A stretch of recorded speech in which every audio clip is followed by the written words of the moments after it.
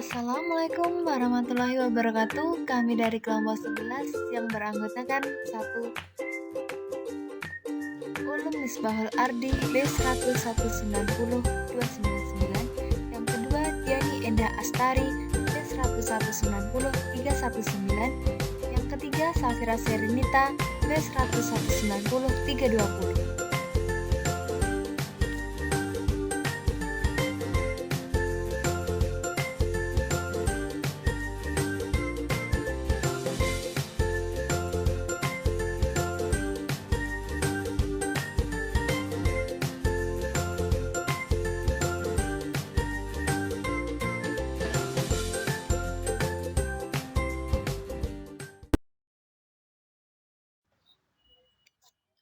Di sini saya ingin mempresentasikan materi bab 4 yang berjudul tentang masalah etika dan sosial dalam sistem informasi.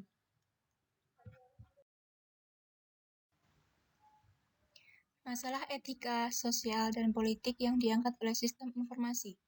Teknologi informasi memperkenalkan perubahan hukum dan peraturan tingkah laku mana yang diterima belum dikembangkan, meningkatkan kemampuan komputasi, penyimpanan, dan kemampuan jaringan termasuk internet, memperluas jangkauan tindakan individu dan organisasi, dan memperbesar dampaknya. Kemudahan dan anonimitas yang sekarang dikomunikasikan, disalin, dan dimanipulasi dalam lingkungan online menimbulkan tantangan baru bagi perlindungan privasi dan kekayaan intelektual. Isu etika, sosial, dan politik utama yang diangkat oleh sistem informasi berpusat pada hak dan kewajiban informasi, hak dan kewajiban properti, akuntabilitas dan kontrol, kualitas sistem, dan kualitas kehidupan.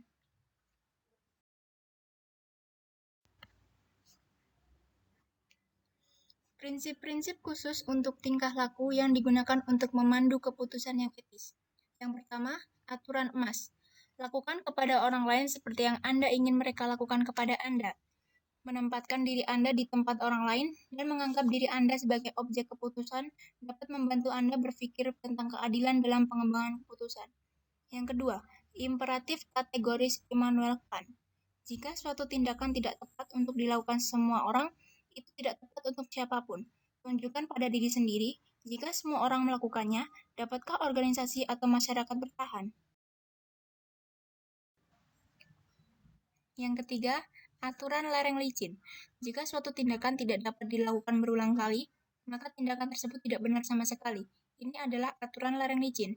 Suatu tindakan dapat membawa perubahan kecil sekarang, yaitu dapat diterima, tetapi jika diulang, itu akan membawa perubahan yang tidak dapat diterima dalam jangka panjang. Dalam bahasa sehari-hari, ini dapat dinyatakan sebagai sekali mulai menuruni jalan yang licin, Anda mungkin tidak bisa berhenti.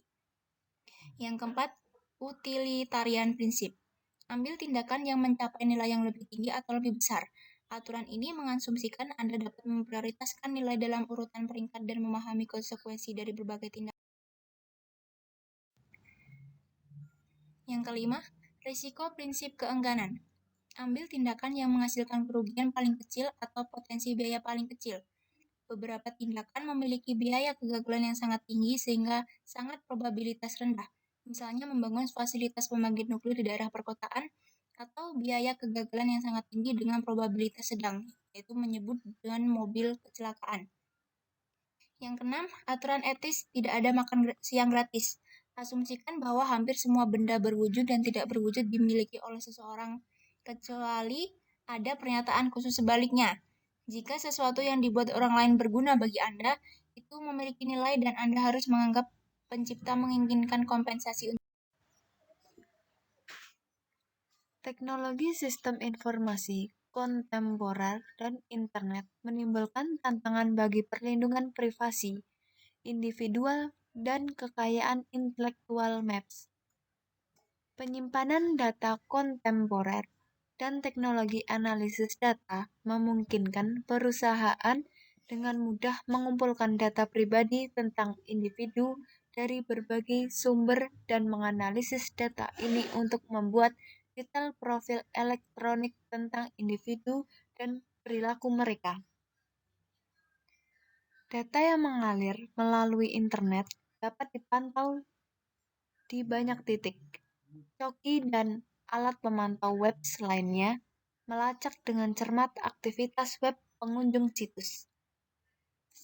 Tidak semua situs web memiliki kebijakan perlindungan privasi yang kuat, dan mereka tidak selalu mengizinkan persetujuan tentang penggunaan informasi pribadi. Undang-undang hak cipta tradisional tidak cukup untuk melindungi dari pembajakan perangkat lunak, karena materi digital dapat disalin dan mudah dapat dikirimkan ke banyak lokasi berbeda secara bersamaan melalui internet.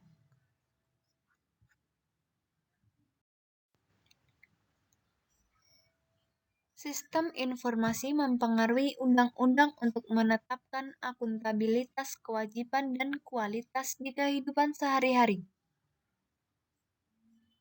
Teknologi informasi baru menantang undang-undang pertanggungjawaban yang ada dan praktik sosial untuk kepemilikan individu dan institusi yang bertanggung jawab atas kerugian yang dilakukan kepada orang lain.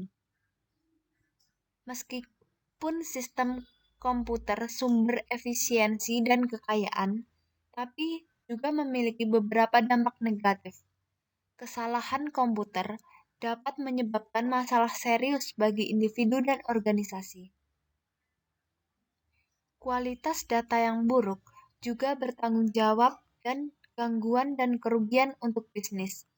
Pekerjaan bisa hilang ketika komputer menggantikan pekerja atau tugas menjadi tidak perlu diproses. Kemampuan untuk memiliki dan menggunakan komputer dapat memperburuk kesenjangan sosial ekonomi di antara kelompok ras dan kelas sosial yang berbeda. Penggunaan komputer secara luas meningkatkan peluang untuk kejahatan dan menyalahgunakan komputer. Komputer juga dapat menciptakan masalah kesehatan seperti cedera, stres, berulang, sindrom penglihatan komputer, dan touch no trace. Sekian presentasi dari kelompok kami. Apabila ada kurang dan lebihnya mohon dimaafkan. Apabila ada pertanyaan silakan ditanyakan. Sekian. Wassalamualaikum warahmatullahi wabarakatuh.